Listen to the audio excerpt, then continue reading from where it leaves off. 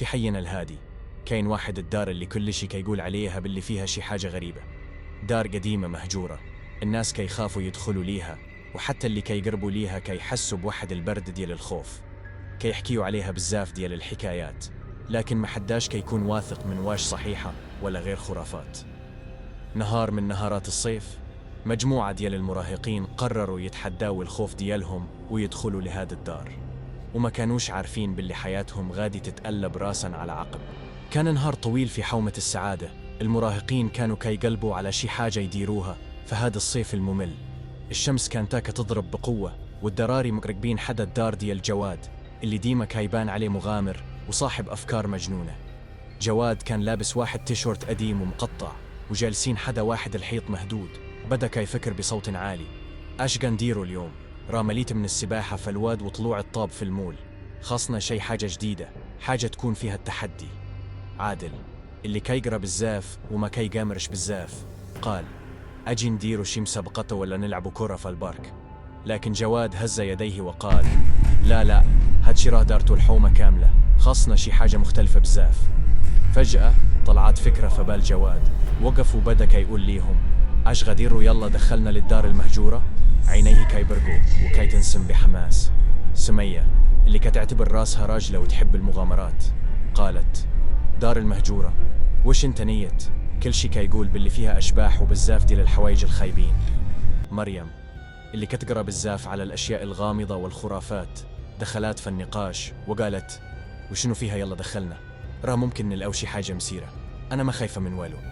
عبد الله اللي كان خجول شوية وما كيحبش يدخل في هذه المغامرات بدأ كيقول: أنا ما مزيانش ليا هذا الشي، الأفضل نلقاو شي حاجة أخرى نديروها. جواد هز يديه وبدأ كيتنفس عميقا وقال: وش حنا جيل ديال الخوف، وإيش بغيتوا نبقاو ديما نديروا نفس الحوايج؟ هاد الدار راه غتكون بداية ديال مغامرة جديدة، شكون معايا؟ كل واحد كان كيضحك، لكن كيبان في عينيهم باللي عندهم واحد الفضول ديال يشوفوا شنو كاين في هاد الدار. عادل اللي ديما كايكون حذر قال: أوا علاش لا، ولكن بشرط نديروها بالليل باش متفطنش لينا حدا ويقولوا علينا مجانين. كل شي وافق، وحددوا الوقت بالليل باش يمشيوا للدار المهجورة. عبد الله بقى متردد، ولكن بعد ما شاف الإصرار ديال أصحابه قرر يكون معاهم ويشوف شنو غادي يوقع. جا الليل والضوء ديال القمر كان كينعكس على الدار المهجورة، شكلها كان غريب ومخيف. وصلوا الأربعة قدام الدار، كل واحد فيهم حاس بالخوف كيتسرب ليه، ولكن الفضول كان كيغلب عليهم. جواد اللي كان كايبان عليه القوة والشجاعة قال ليهم: يلا ندخلوا، راه باب مفتوح شوية، متخافوش، غادي تكون مغامرة اللي عمرنا ما ننساوها. دخلوا من الباب بحذر، وكان كل شي هادئ وكحل. ريحة ديال القدم والغبرة كانت منتشرة، وكل واحد فيهم كيسمع صوت ديال القلب ديالو كيدق بسرعة. عادل اللي ديما كيدير الحسبان قال: يلا نديروا جولة سريعة ونشوفوا شنو كاين ونخرجوا، راه غير هادي باش نقولوا درناها. لكن في العمق ديالهم كانوا كيعرفوا باللي هادي غادي تكون بداية ديال حاجة كبيرة وغريبة، وإنهم غادي يلقاو شي حاجة عمرهم ما تصوروها. تجمعوا جواد، مريم، عادل وسمية قدام الدار المهجورة، والشعور ديال الخوف والفضول كان كيتسلل ليهم. كان الليل كحل، والضوء الوحيد هو ديال القمر اللي كان كينعكس على النوافذ المحطمة. الباب ديال الدار كان مفتوح شوية وكيسمح بواحد الريح بارد يدخل ويخرج. جواد اللي كان دايما كايبان عليه الشجاعة دار راسه للمجموعة وقال ليهم: يلا ندخلوا، راه ماشي شي حاجة كبيرة غير نديروا دورة ونخرجوا، راه هادشي غير تخريفات، حنا ما خايفين من والو. كل واحد فيهم كان كيسمع صوت ديال قلبه كيدق بزاف. عبد الله اللي كان خجول وكيخاف شوية حاول يبتعد، لكن شاف الإصرار في عيون صحابه. عادل قال ليه بصوت منخفض: ما تخافش، راه غير مغامرة بسيطة، غادي نديروا دورة سريعة ونخرجوا. دخلوا من الباب والظلام كان كيسيطر على كل شيء. الضوء ديال هواتفهم كان ضعيف وكيعطي واحد الهالة غامضة للغرف. الدار كانت كتبان واسعة بزاف، بواحد الصالون الكبير اللي في وسطه شحال من كرسي مهدم وطاولة عليها الغبرة. سامية كانت كتمشي ببطء وتقول: غريبة، هاد الدار كتبان إنها تخلت بسرعة، ما فهماش كيفاش ناس يقدروا يخليوها بحال هكا. عينيها كانوا كيلمعوا فضولا وبدأت تقلب في التفاصيل ديال الديكور القديم. مريم قربت من واحد الرف اللي كان فيه مجموعة ديال الكتب القديمة وبدت تتقلب فيهم. لكات واحد الكتاب عليه الغبرة وحطت يدها عليه. فجأة سمعت واحد الصوت ديال بكاء خفيف. حطت يدها على قلبها وقالت: سمعتوا هذا الصوت؟ راه كان صوت ديال شي واحد كيبكي. جواد اللي كان كيحاول يبان شجاع قال: سمعته، ولكن راه غير الريح. يلا نكمل، مازال خصنا نشوفوا باقي الغرف. عبد الله قال: أنا خايف، نقدروا نرجعوا؟ راه ما كاين حتى شي حاجة غريبة هنا. لكن المجموعة قررت تكمل المغامرة وطلعوا الطابق الفوقاني. كان سلم خشبي كايدر صوت كل ما حطوا عليه رجلهم. الغرف اللي كانوا كيكتشفوها كانت كلها خاوية، غير كاينين سرير قديم ومرايا مكسرة. في واحد الغرفة لقاوا واحد الخزانة كبيرة. جواد قال: هيا نشوفوا شنو كاين داخل هذه الخزانة. فتح الباب بحذر ولقاوا راسهم قدام واحد تصاور قديمة بالأبيض والأسود، كتصور عائلة واقفة قدام الدار. التصاور كانوا كيبانوا مرهقين وكيعكسوا حياة ديال زمن بعيد. مريم قربات من التصويرة الكبيرة كانت كتصور واحد العائلة ب4 أفراد، راجل، مرة، وولدين. قالت: شوفوا هذه الصورة، وش ممكن تكون هذه العائلة اللي كانت ساكنة هنا؟ كل شيء قربوا منها وبداوا كيناقشوا. فجأة جواد لاحظ أن التصورة بدأت كتتحرك ببطء كأنها كيتنفس. قال بصوت مرتعش: شوفوا، وش كتلاحظوا شنو كاين؟ التصويرة كيتحرك. الكل تجمد في مكانه والعينين ديالهم كانوا مركزين على التصويرة. كانت كاتبان بحال إذا كاين شيء واحد داخلها كيتحرك. التصويرة بدات كتقلب بوحدها والشي ضباب خفيف بدا كينتشر منها. عبد الله بدا كيصيح: لا ما يمكنش هادشي، خصنا نخرجوا دبا. حاول يهرب لكن جواد مسك ليه يده وقال: بقى معانا، راه غير بوادر الخوف. خرجت من التصويرة وحدة سيدة كبيرة في السن، لابسة تقليدية وباين عليها الإدم. كان وجهها مرهق ولكن كيعكس واحد الطيبة والغموض. قالت بصوت هادئ: ما تخافوش، أنا اسميتي حفيظة، كنت ساكنة هنا مع عائلتي. أش كتديروا هنا في هاد الليل؟ كل شي كان مصدوم ومشدوه وما بقاش كيعرف شنو غادي يقول. عبد الله كان قريب يغمى عليه ولكن سمية مسكت ليه يده وحاولت تهديه. جواد اللي ديما كيحاول يكون القائد قال: حنا ما كنقلبوا على حتى شي حاجة خايبة، بغينا غير نشوفوا شنو كاين فهذه الدار اللي كل شي كيقول عليها إنها مهجورة ومخيفة. حفيظة ابتسمت وقالت: هذه الدار فعلا عمرها كانت مهجورة، حنا كنا هنا ديما ولكن الناس مبقوش كيقدروا يشوفونا. عائلتي وأنا رحنا هنا بعد ما ضاع منا حقنا، ولكن ما تخافوش، ما غاديش نضركم. المراهقين كانوا كيتبادلوا النظرات وما بقاش فاهمين وش غادي يبقاوا ولا يهربوا. حفيظة بدات كتحكي ليهم القصة ديالها وكيفاش تخلات هي وعائلتها عن هذا الدار، وكل واحد فيهم كان كيسمع بحذر محاول يفهم الغموض اللي يحيط بهذه الدار الغريبة. كان الظلام كايسود في الدار المهجورة وجميع المراهقين كانوا كيتسناو بشوق باش يسمعوا القصة اللي غادي تحكيها حفيظة. وجوههم كانت كلها علامات ديال الخوف، الفضول، وعدم اليقين. حفيظة بدات القصة ديالها بصوت هادئ بحال إلى كتحاول تذكر أيام زمن بعيد. حنا كنا عائلة سعيدة، أنا وراجلي وابنتي وابني، عايشين هنا في هذه الدار اللي ورثناها على جدودنا. الحياة كانت هانية، نزرعوا في الأرض، نربيوا البهايم، وكان حسوا بالسعادة في كل لحظة. ولكن واحد النهار جاء عندنا واحد الراجل الغريب وقال لينا باللي الدار مشات ليه في السوق وخرجنا منها. مريم اللي كانت عندها اهتمامات بزاف بالماضي والأشياء الغامضة قالت: وكيفاش خلتوهم يخرجوكم من الدار؟ وش ما كانوش عندكم الوثائق؟ حفيظة كملت وهي كتشوف الأرض وكأنها كتحاول تتذكر التفاصيل. هذا الراجل كان عنده نفوذ بزاف ودارونا فواحد الفخ ديال الديون، حتى لقينا راسنا في موقف ما نقدروا نديروا فيه حتى حاجة. خرجنا وبقينا نعيشوا في الظلام، الروح ديالنا ما قدرتش ترتاح وإحنا بقينا هنا كأشباح. جواد كان كينظر ليها بواحد الاهتمام وقال: وش هذا الشي يعني باللي راكون باقيين هنا في هذا الدار؟ وكيفاش ما شافكم حد؟ حفيظة جاوباته: حنا كنا هنا ولكن غير مرئيين، لأن الناس مبقاتش كتؤمن بالأشباح وبالحكايات القديمة. كانوا كيشوفوا غير دار مهجورة وما كيشوفوش الروح اللي كانت كتحوم فيها. فجأة سمعوا واحد الصوت في الغرفة الأخرى بحال إذا كاين شي واحد كيدوز بسرعة. عادل اللي كان دايما كيفكر بحذر قال: وش سمعتي الصوت؟ وش ممكن يكون شي حد هنا معانا؟ سمية اللي كانت كتبان عليها الشجاعة قالت: يلا نشوف شكون كاين. راه ممكن يكون غير الريح. ومشاوا كلهم مع بعضهم للغرفة المجاورة. في الغرفة لقوا واحد الكرسي كيتحرك بوحده، بحال إلى شي واحد كان جالس عليه وغادي. جواد قال: راه هاد شي غريب، هاد الكرسي ما يمكنش يتحرك بوحده. عبد الله اللي كان دايما كيخاف قال بصوت مرعوب: واش نقدروا نخرجوا دابا؟ راه الأمور كتزيد في الغموض.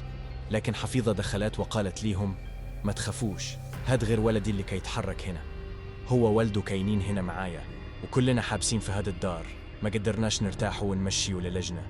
المراهقين بقوا كينظروا لبعضهم البعض، وكانوا حاسين بالمسؤولية تجاه هاد العائلة اللي ضاعت حقوقها وبقات حابسة في هاد الدار كأشباح. قرروا يكملوا البحث ويكتشفوا شنو كاين في باقي الدار.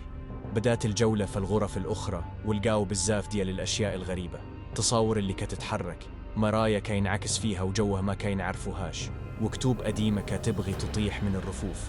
عادل جبد الهاتف دياله وقال: خاصنا نصوروا هذا الشي، ممكن نلقاو شي دلائل ولا شي حاجة كتساعدنا نفهموا شنو كاين هنا. بدأ كيصور التصاور والمرايا والكتب. مريم قالت: الدار فيها بزاف ديال التاريخ، ممكن نرجع نشوفوا شكون كان كيسكن هنا ونحاولوا نساعدوهم باش يرجعوا حقهم. سمية شافت في وجه جواد وقالت: وش تظن باللي ممكن نساعدوهم؟ راه هادشي كايبان كبير علينا، ولكن خاصنا نحاولوا. جواد كان كينظر للدار بحال إلى كي يحاول يفهم شنو يدير. قال: خاصنا نكونوا شجعان ونحاولوا نلقاو شي حل.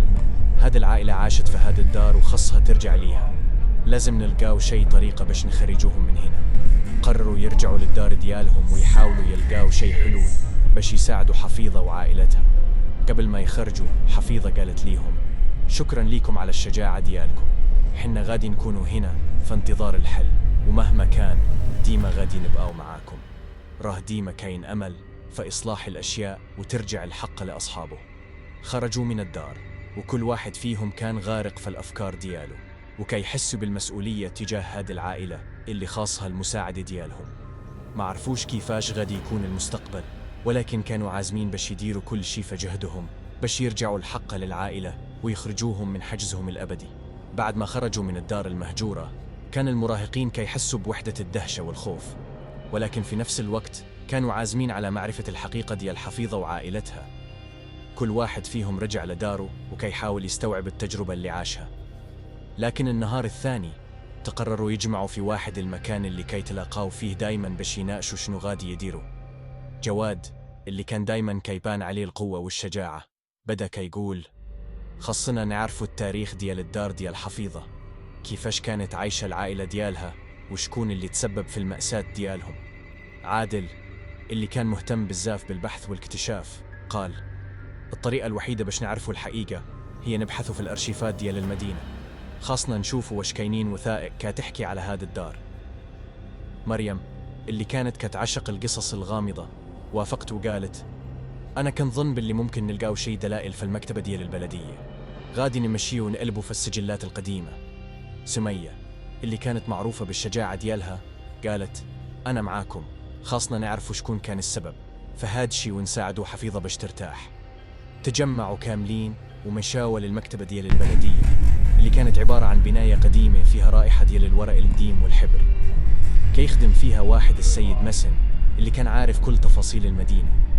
جواد قرب عنده وسول: السلام عليكم، بغينا نبحثوا في الأرشيفات القديمة ديال المدينة، عندنا واحد الموضوع مهم بزاف على دار قديمة في حومتنا. السيد العجوز ناظر ليهم وقال: وعليكم السلام، مرحبا بكم، شنو بغيتوا تعرفوا على الدار؟ راه هنا كاينين بزاف ديال الوثائق اللي ممكن تساعدكم. عادل بدا كيفسر ليه: حنا كنا نبحثوا على واحد العائلة اللي كانت ساكنة في دار مهجورة، وبغينا نعرفوا كيفاش ضاع منهم الحق ديالهم. السيد العجوز جاوبهم وقال: حسنا، غادي نوريكم فين تلقاو الوثائق اللي كتحكي على ملكية الديار والمعاملات العقارية. مشاو معاه ولقاو بزاف ديال السجلات القديمة اللي كانت مليانة بالمعلومات. بدأوا كيقلبوا ويبحثوا، وكل واحد فيهم كان مركز باش يلقى شي معلومة مهمة. بعد ساعات من البحث لقات مريم واحد الملف قديم عليه الغبرة، فتحته بحذر ولقات فيه مجموعة من الوثائق اللي كتحكي على واحد النزاع العقاري. كيبان إن هذا النزاع كان على ملكية الدار اللي حفيظة كانت ساكنة فيها. قراوا الوثائق ولقاو إن العائلة ديال حفيظة كانت فعلا ساكنة في هذا الدار، ولكن واحد الراجل عنده نفوذ بزاف، فالمدينة نصب عليهم، فواحد الفخ ديال الديون ودار كل شي باش ياخد منهم الدار. جواد اللي كان كي ينظر للوثائق بعينين كي تلمعوا بالفضول قال: شوفوا، هذه الوثيقة كتبين باللي هذا الراجل عنده علاقة مع بزاف ديال القضايا المشبوهة في هذه المدينة، كيبان إنه كان كيديرها بزاف ديال المرات مع الناس باش يسرق منهم الملكيات ديالهم. عادل هز راسه وقال: خاصنا نقدموا هذه الوثائق للجهات المسؤولة باش نثبتوا إنه العائلة ديال حفيظة كانت ضحية ديال نصب واحتيال. مشاو مباشرة للبلدية وقدموا الوثائق للمسؤولين. المسؤول اللي كان كيخدم في البلدية شاف الوثائق وقال ليهم: هذا المعلومات كافية باش نفتحوا تحقيق في الموضوع، غادي نبحثوا في القضية ونشوفوا كيفاش نرجعوا الحق للعائلة. المراهقين كانوا كيحسوا بالرضا والفخر وعارفين باللي داروا خطوة كبيرة في المساعدة ديال حفيظة وعائلتها، لكن كان باقي عندهم شوية ديال الشك، ويش غادي ينجحوا في المهمة ديالهم ولا لا. في الليل رجعوا للدار المهجورة باش يخبروا حفيظة باللي لقاو. كانت حفيظة كتسناهم والفرحة باينة على وجهها. قالت ليهم: كنشوف فيكم الأمل ديالنا، شكرا على كل شيء اللي درتوا، غادي نبقاو هنا حتى يرجع الحق ديالنا ونرتاحوا أخيرا. الليل كان هادئ والمراهقين خرجوا من الدار وهم كي يسمعوا الصوت ديال قلبهم كيدق بسرعة. كانوا عارفين باللي كي يقربوا من تحقيق العدالة للعائلة اللي ضاع منها الحق، ولكن كانوا عارفين إن الطريق مازال طويل وكي يحتاج لشجاعة وإصرار باش ينجحوا في المهمة ديالهم. كان المراهقين كي يحسوا بالفخر، ولكن كي يعرفوا إن الطريق مازال طويل باش يحققوا العدالة للعائلة ديال حفيظة. النهار ديالهم بدأ كيجي مع واحد الإحساس جديد ديال المسؤولية. كانوا كي يشعروا إنهم خاصهم يكملوا الجهود ديالهم ويقفوا مع حفيظة حتى ترجع الحق ديالها. في الصباح الباكر جمعوا جواد، عادل، مريم وسمية في المكان اللي متعودين يلتقاو فيه، وكل واحد فيهم كي فكر شنو غادي يدير في هذا النهار. جواد اللي ديما كان هو القائد ديالهم قال: خاصنا نشوفوا شنو دار التحقيق اللي طلبناه في البداية ونتأكدوا إن الأمور غادية مزيان. مشاو للبلدية وشافوا السيد المسؤول اللي كان شاف الوثائق اللي جابوا ليه. السيد ناظر ليهم وقال: الحمد لله، لقينا بزاف ديال المعلومات اللي كتثبت إن العائلة ديال حفيظة كانت فعلا ضحية ديال النصب والاحتيال. غادي نبداو الإجراءات باش يرجع ليهم الحق ديالهم. عادل اللي كان كيحس براسه مرتاح بزاف قال: شحال غادي تاخد هذه العملية؟ راح خاصهم يرجعوا دارهم باش يرتاحوا أخيرا. السيد جاوب: غادي نخدموا بكل جهد باش نكملوا هذه العملية في أسرع وقت ممكن. المهم دابا هو نأكدوا الملكية ديال الدار ونسترجعوا الوثائق ديالها. سمية اللي كانت دايما عندها شجاعة وتصميم قالت: حنا ديما معاكم وغادي نتابعوا هذه العملية حتى الآخر. المهم هو نعاونوا هذه العائلة ترجع ليها الحياة ديالها. بعد ما مشاوا من البلدية قرروا يرجعوا للدار المهجورة ويخبروا حفيظة وعائلتها باللي لقاوه. كان الليل حالك والريح كتدوي في الزقاق. وصلوا قدام الدار وسمعوا الصوت ديال الريح كيتخلل بين الأشجار بحال إذا الطبيعة كتراقبهم. جواد وقف قدام الباب ديال الدار وقال: حنا هنا باش نكملوا المهمة ديالنا، خاصنا ندخلوا ونخبروا حفيظة شنو درنا. دخلوا للدار وكان الظلام كيخيم على كل شيء، ولكن الإحساس ديال الأمان بدأ كيتخلل ليهم من بعد ما عرفوا القصة ديال حفيظة وعائلتها. وصلوا للغرفة الكبيرة ولقاو حفيظة كاتسناهم ومعاها زوجها وأولادها. حفيظة كانت كاتبان مرتاحة وديما مبتسمة، وقالت: كيف كانت الأمور؟ وش لقيتوا شي حاجة جديدة؟ مريم اللي كانت كتشعر بالفرحة والفخر جاوبتها: الحمد لله، لقينا بزاف ديال الوثائق اللي كتثبت باللي العائلة ديالك كانت ضحية ديال النصب وغادي يرجعوا ليك الحق ديالك قريبا. حفيظة دمعت عينيها وقالت: ما تصوروا فرحتي بهذه الأخبار، الحمد لله اللي لقيناكم وتعاونتوا معانا. جواد اللي كان ديما كايبان عليه القوة والشجاعة قال: هادشي غير البداية، غادي نبقاو معاكم حتى ترجعوا ديالكم وتخرجوا من هذا الحجز الأبدي. كان الجو في الغرفة حميمي ومليء بالإيجابية. المراهقين بداو كيديروا الخطط على كيفاش غادي يكملوا العملية وكيفاش غادي يتأكدوا أن الأمور كاينة مزيانة. بعد أسبوعين جاهم خبر من البلدية بأن الأمور غادية مزيان وأنهم غادي يقدموا الوثائق ديال الملكية لحفيظة وعائلتها. كانوا فرحانين بزاف وعارفين باللي غادي ينجحوا في المهمة ديالهم. جاء يوم كبير وجمعوا المراهقين قدام الدار المهجورة. كانوا كيشوفوا كيفاش الحياة ديال حفيظة وعائلتها غادي تتبدل. المسؤولين جابوا الوثائق وقدمها لجواد اللي كان مسؤول على إيصالها لحفيظة. دخلوا للدار ولقوا حفيظة كتسناهم بكل شوق وفرحة. جواد قدم ليها الوثائق وقال: هذه هي الوثائق اللي كاتثبت إن الدار ديالك، دابا تقدروا ترتاحوا وتبدأوا حياة جديدة. حفيظة دمعت عينيها من الفرح وقالت: ما يمكنش نوصف ليكم شحال فرحانين باللي درتوا، غادي نكونوا ديما معاكم وديما فبالنا الأصدقاء اللي داروا المستحيل باش يساعدونا. في هذه اللحظة شافوا حفيظة وعائلتها كيتبسموا ووجوههم كيتنور بنور جديد. كانت الأرواح ديالهم كتبان بحال إلى تحررت من الحجز الأبدي. شكروا المراهقين مرة أخرى وقالوا ليهم: دابا حنا غادي نمشيو للجنة ونرتاحوا أخيرا. المراهقين شافوهم كيفاش كيتلاشى وجودهم ببطء وبقوا كيحسوا بالسعادة والفخر بأنهم داروا حاجة كبيرة وحققوا العدالة للعائلة اللي كانت محتاجة لهم. من بعد الدار بقت خاوية ولكن ما بقتش مهجورة، بقت كذكرى لقصة المراهقين الشجعان اللي تحدوا الخوف وداروا الصواب وعاونوا عائلة كانت محتاجة للمساعدة. كانوا عارفين باللي غادي يبقوا يتذكروها بالزاف وإنها غادي تبقى فبالهم كأحلى مغامرة عاشوها.